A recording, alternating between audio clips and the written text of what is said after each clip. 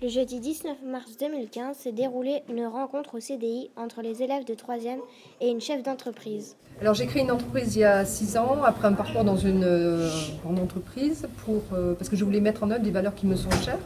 La première, c'était de faire fabriquer des vêtements dans des conditions sociales satisfaisantes, c'est-à-dire de ne pas faire travailler des enfants et de faire travailler des adultes avec des niveaux de salaire acceptables et dans de bonnes conditions.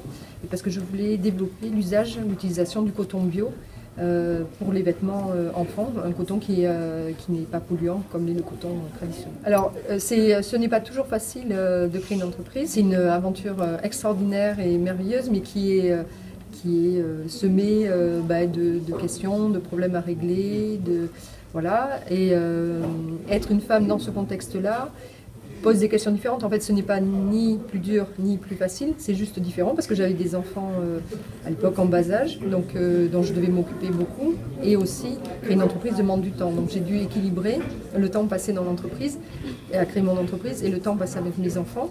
Et puis des fois, quand on est une femme, on nous prend peut-être un peu moins au sérieux que quand on est un homme, donc il faut prouver 2 fois plus qu'on est capable de faire les choses. Le plus dur, c'était de passer de l'envie et de l'idée que j'avais à donner vie à cette idée.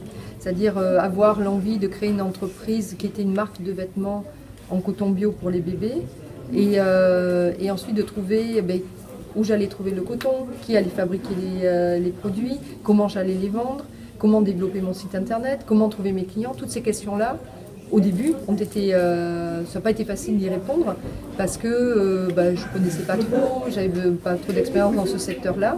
Mais une fois cette première étape de passé, ça a été vraiment une source d'intérêt et d'épanouissement important. Que certaines entreprises. Oui. Est-ce que vous avez plus de concurrence du coup ? Alors, effectivement, je vends plus cher pour 2 raisons. Parce que le coton est bio, donc est plus cher à l'achat. Et aussi parce qu'à fabriquer en France ou au Portugal, c'est plus cher de fabriquer en France qu'au Portugal que de fabriquer en Chine. Alors une entreprise dans le bio a pour caractéristique d'avoir des valeurs, c'est-à-dire des choses auxquelles elle tient, qui sont peut-être un peu différentes d'une entreprise traditionnelle. C'est-à-dire je voulais vraiment donc utiliser un coton naturel et sans pesticides et comme je l'évoquais dans des conditions de fabrication respectueuses des hommes. Après c'est une entreprise comme une autre qui a besoin de trouver ses fournisseurs, ses clients, qui fait fabriquer, qui fait parler d'elle.